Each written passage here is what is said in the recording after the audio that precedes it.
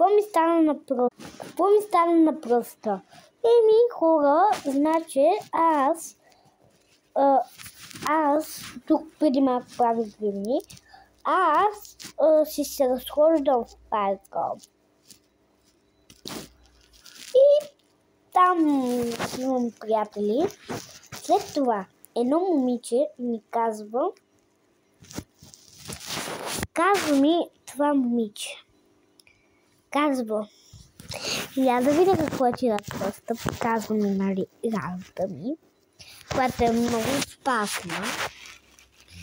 И казва, и след това почва да дръпа и пръста ми, съжаление, е така.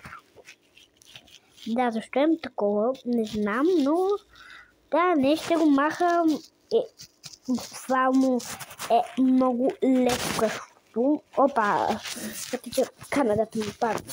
Е много лепкащо и не знам как ще го махна, хора. Това ми е най-големият проблем. Ох, да, махнах. Но доктора ми каза и друго. Да стоя това. Желе просто, да. И слагам си го. Да, хора, бай-бай. Не е нищо опасно.